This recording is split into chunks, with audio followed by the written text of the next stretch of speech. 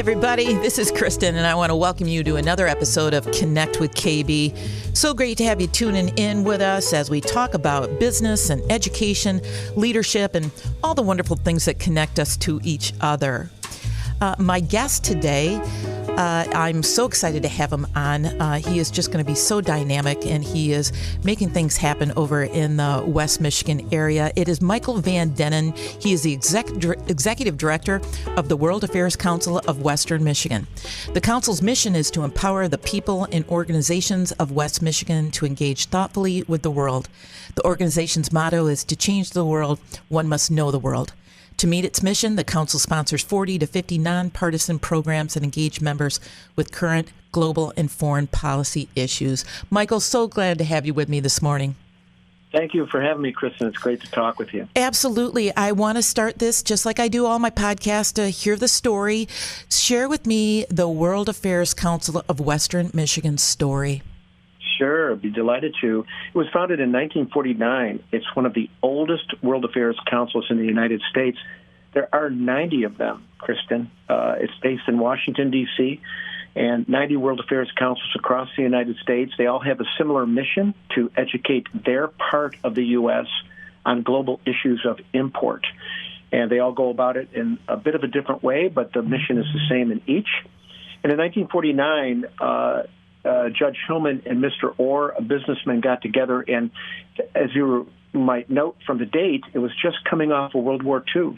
And they noted that West Michigan, being a bit insular, needed to educate itself on what's going on in the world and stay connected with the world. We all learned that in World War II, they said.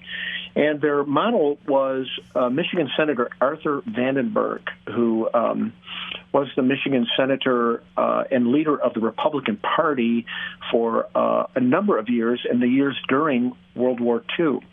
He was FDR's worst nemesis. He fought FDR tooth and nail on a lot of things, but when it came to World War II, he led the bipartisan coming together, which helped America do its important work during World War II. And Senator Vandenberg, an isolationist who became a globalist because of what he noticed going on, he noticed that we need to come together as a country to fight the causes in the world that would do us all harm. And he was at the forefront of the establishment of NATO, the United Nations. In fact, he was one of America's first delegates to the United Nations, and the Marshall Plan. And Hillman and Orr were so inspired by him that they wanted that kind of conversation to continue. And here, for 72 years now, we've done that with programs that are getting us to talk about relevant issues in the world that we in Michigan should be paying attention to. Well, you know, expand on that just a little bit, too, then, about the work. And then I want to get back into your role as well and how long you've been there. But expand on that just a little bit in terms of the things that would be of interest to people on world affairs and really what you might be working on right now. Sure. We pay attention to a number of different segments in our work. We have 50 regional businesses that are members of our organization, and they're represented on our board of directors. And we listen to Michigan businesses about what global world issues are important to them.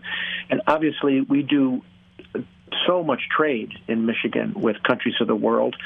In fact, I can remember the assistant ambassador, now the ambassador, Canada's ambassador to the United States, Kristen Hillman, who said that if Michigan were a country, it would be Canada's second largest trading partner. Right. Second to only the United States itself and ahead of China. Well, that's important. And Michigan businesses know how much international trade, global trade is important. And we believe that in order to do your work well, Michigan business people and business leaders need to know about the countries in which they do business. So some of our programming is directly corporate directed and related, trade issues, for example. But we also think just in general, people who work at Michigan businesses need to be more globally astute and know, for example, what the political and cultural climate in India is, for example. as they do business there. We also have 11 partnerships with the colleges and universities, mostly in West Michigan. And some northern Michigan actually is one of our members, and so is central Michigan. So we go a bit beyond that. And, of course, our college campuses are very, very interested in making sure their students are globally aware and globally conversant. So many of our diplomats and speakers that come in, we wind up bringing them to our college and university campuses as well. And then the general public. It's just simply we want Michigan people to be more globally aware. If we desire to be a player in the world, and if we want to be welcoming to people from all countries and all cultures to come to Michigan and stay here and work and thrive, we want to be a welcoming community, and there's nothing like being globally conversant to make that go well. Well, so much of it, and we talk about that a lot on this podcast, is it's about relationships. And for people to understand and to build relationships and to see the things that, the commonalities that they have, I think that is always kind of vital to business success. And so I suspect that that's a role that the World Affairs Council plays as well in terms of the relationship building. Oh, yes. And we spend a lot of time getting to know the consulates of different countries, mostly based in Detroit. Some are in Chicago, and they cover usually a 5-state region. And those are diplomats that are assigned by the embassies of those countries to get to know the Midwest better. And we get informed by them about that country, and we can inform them. And we always talk in West Michigan about sort of selling these global diplomats on what West Michigan has to offer, because many of them don't know very much about West Michigan. They know Michigan only in terms of Detroit, and that's fine, and that's important. But we want to tell the story of West Michigan and what our international countries and our universities and colleges have to offer. And our job is to impress them about that. And I think, based on their comments to us afterwards, we do that job well. It's impressive, for example, for the Mexican Consul General to come onto a campus like Steelcase and see the incredible campus and innovation that goes on at a company like that, and sees the chairs that are made in Mexico that are by Steelcase plants and Steelcase employees there, and see how important it is for their country to keep close ties with West Michigan companies and leaderships here. Do you see that with the Council of Western Michigan? Are you one of the strongest of these regional businesses, or I guess entities of the council? Michigan is, or yours, Western specifically? Yeah, great question, Kristen. We're small but mighty, and we like to think that we punch above our weight. And as I said, there are 90 World Affairs Councils in the United States, and based on revenue, amount of program that we do, and membership, we're 25th out of 90. We think that's terrific. Of course, there are World Affairs Councils in all the major cities of the United States, but we like to think that we do very innovative work, and we've been noted for that by the World Affairs Councils of America at their national confabs every year about the good work that we do. And we've made a name for ourselves. I credit my predecessor, Dixie Anderson, for a lot of that. She brought this organization from an all-volunteer effort to having paid staff and growing the organization so that we can be influential, and I believe that we are. How did the pandemic affect the work that you were doing? And is it taking you a while to kind of pull out of that, or did it actually help? Well, a bit of all. We had to pivot very quickly, of course. All of us did, right? Sure. No matter what the business or educational effort you were doing. So when Michigan shut down, I think it was right around mid-March a couple of years ago, we were in the middle of what we call our Great Decision Series. It's an 8-part series that brings global experts, diplomats, and think tank folks to West Michigan to talk about relevant topics in the world. And it happened right in the middle of that program. So we immediately pivoted to digital and virtual. And it was both a challenge, but spurred us on to some creativity. And now we do many of our events hybrid, as they call it. We do it in person, but there's also a virtual component to it. So if you can't make the particular date and time of our event in person, we have that recording available for you. And we also made a robust YouTube page.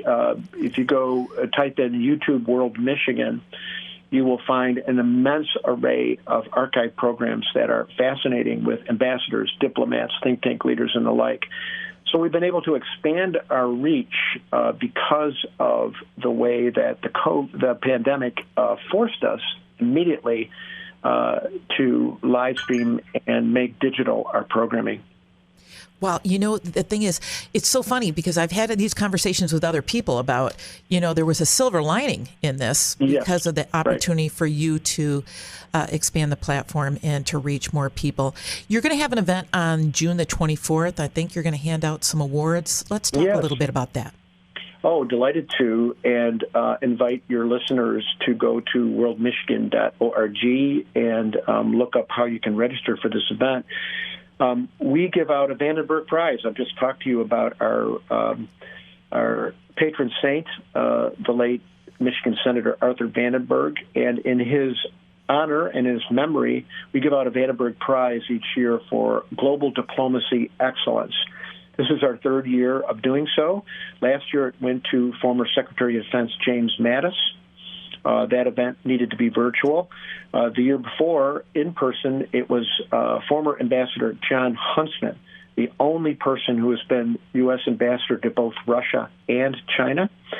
And both of those were just fabulous events. And delighted to know that both of those men knew who Senator Vandenberg was and knew of his famous quote, which politicians use all the time but don't always abide by: politics stays at the water's edge. The idea of that, of course, is that you can argue all you want in country, but when you talk to other countries of the world, you speak with one voice, and Vandenberg was strong on that. This year, on June 24, we're giving our third award to the former U.S. ambassador to Ukraine, Marie Yovanovitch. Very dynamic and inspiring person. Her memoir, Lessons from the Edge, has been on the New York Times nonfiction bestseller list for weeks and weeks, and it is an incredibly compelling read. A very admirable professional woman who, on her own, made her way through a male-dominated State Department and was ambassador to Kyrgyzstan, Armenia, and Ukraine. These are not easy countries to be an ambassador of. And she also was assigned to Russia, to St. Petersburg and Moscow, and to Somalia. So this is a woman who is intrepid and has grit and grace, and it is going to be very interesting to hear from her about Ukraine, about Putin. She's met Vladimir Putin. She's had to deal with him both in Russia and Ukraine. Knows President Zelensky, has met him, and has been able to size up him. And we're going to be so pleased to give her the award and to let our good friend Hank Meyer of the Meyer Corporation, who, by the way, wrote the definitive biography about Senator Vandenberg, he's going to engage Ambassador Yovanovitch in conversation about Russia, Ukraine, global diplomacy, America's place in the world. It's going to be fascinating. We also give a local award called the Hillman Orr Award, named after our two founders from 1949. And Bing Goy, who, born in Malaysia, came to the United States as an immigrant and built up a terrific company, Eastern Floral, but more importantly, has been an advocate for getting us in Michigan to think about new Americans and think about being a globally oriented place to be, a welcoming place to be. Governor Snyder invited Bing to be the very first head of the Council for New Americans established by the state of Michigan, and we're going to celebrate his life and career as well. So it's at 12 noon at the Amway Grand Plaza Ambassador Ballroom for this luncheon event. We're excited about it, and you can go to worldmichigan.org to learn more about the event. Outstanding, Michael. Just outstanding. Will she be on site? Is she coming to Michigan? Oh, she certainly Yeah, is. wonderful. Golly sakes. Delight, Yeah. delight to do it. And there's a local connection. The current U.S. ambassador to Ukraine, who was just nominated, approved, and now is in Kiev, is Bridget Brink, who is a graduate of East Grand Rapids High School. Right. So there's a very cool connection, and we've got a surprise for the ambassador in terms of some greetings from Kiev from Ambassador Brink that she'll find delightful. So it's going to be a great event. We encourage all of you to participate. Absolutely. And that is worldmichigan.org, correct? Correct. All right. Let's talk a little bit about global trends you're seeing in your work, both from the council as well as maybe international guests as well. Yeah, I think that's been fascinating in my work, Chris, and I've been noticing the attention now on the Midwest from global diplomats. You know, I think they all know what the East Coast thinks, and they all know what California thinks, because most countries have centered their consulates and embassy work on the two coasts. But in recent years, they've understood the importance of the Midwest. And I've noticed that very solid trend. I will get a call, for example, from the Consul General in Chicago who would like to come up to West Michigan. Michigan's part of his territory. And he would like to engage in conversations with our experts about why did the 2016 election happen as it did? What went on? You know, Michigan's become a very important state politically. And they're curious about this. And they're also curious about our businesses, our corporations, and our university work. And that has been a definitive trend. And also interesting to note is that our U.S. diplomats, most of them have been to more countries than they've been to states in the United States, which you might expect. Sure. They're in foreign service, right? And many of them have never been to the state of Michigan before. And they've shown more interest in coming to try to get to know and figure out what a Midwestern point of view is, and what is West Michigan all about, what is Michigan all about.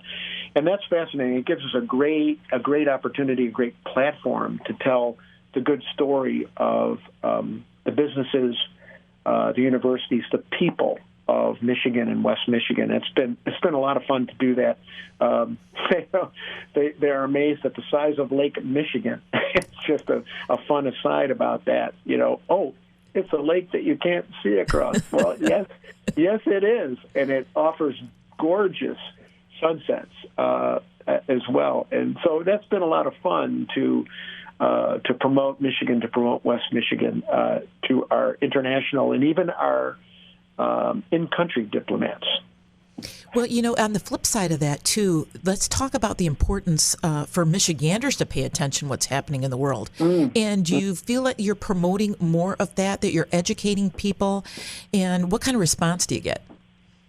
Well, that's a great question. That's good. Well, you know, COVID, there's another way. We talked about COVID having a silver lining, if you could at all say that. But there, too, I think COVID has reminded all of us that what happens in one corner of the world does affect us all.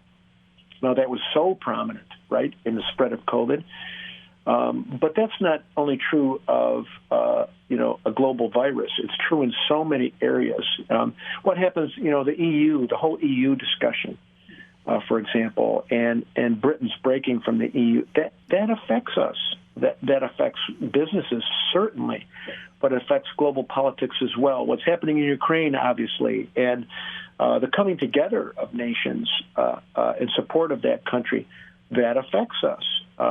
Obviously, we're feeling the pinch at the gas pump right now, and not all of it, but part of it is affected by what's happening in that conflict. And Americans, we're blessed in our country to have these two large oceans on either side of us, and two generally friendly neighbors, right? Canada and Mexico. Sure. We don't experience the tension that other countries do right at their borders. And we need to know that better. Germany has 6 countries that border it, and Germans have to pay immense attention to what goes on in other countries. And it's a little harder work here in the U.S. to get us to understand that important issue. And I think, again, partly because of COVID and other issues, we are starting to get that. And for us all to be more globally astute is important, and that's what our organization tries to do. We pick topics that are current and relevant and that matter to people in Michigan, or should matter. Michael, how would someone get involved with the World Affairs Council if they wanted to? Well, we have memberships, corporate memberships, we have university college memberships, and we have individual memberships. And we encourage you to go to worldmichigan.org and look at our membership page on that, and it will direct you to how you can do that. We have a great group of volunteers that also work with us. And it's such a delightful experience, Kristen, because it's endlessly fascinating to talk to ambassadors and diplomats from other countries. And we seem to be awash in information in one sense, but here, of course, we know that a lot of the information that we're getting, we've now mixed it up with opinion. It's really hard to tell what slant somebody wants to give you, or maybe it's not that hard. They're right out up front with it, right? And so to get information about the world and about other countries that's purely nonpartisan and is simply for what it is, and you can make your own decisions on how you react to it, that's what we're about, and that's how we'll be a stronger Michigan, a stronger West Michigan. That's how we'll be more welcoming.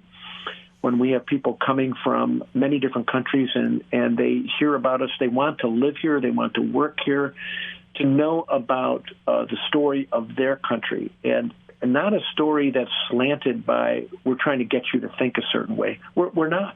We're simply giving you the information, and you can make those decisions. And I think that's important to us. I think about an organization like the Denend Global Research Center right here in Grand Rapids that does cutting-edge genetic and medical research. They are drawing medical experts from all over the world to come to that place. And why wouldn't we be welcoming to them, and why wouldn't we be conversant on their country and what their situation has been? So it's exciting work, and I encourage all to get involved in it. Well, Michael, I so enjoyed having you on with me today. I wish you continued success. I look forward to us meeting in person sometime soon. Thank you, Kristen. Thanks for having me. Thanks for the good work you do. We appreciate you much. Absolutely. My guest today, Michael Van Denend, Executive Director of the World Affairs Council of Western Michigan. I also want to thank my supporting sponsors, Dowding Industries, Governmental Consultant Services, AF Group, Public Affairs Associates, and Mercantile Bank. You can listen to all my podcasts at connectwithkb.com. Until we connect again, go live your best life. I'm your host, Kristen Belzer.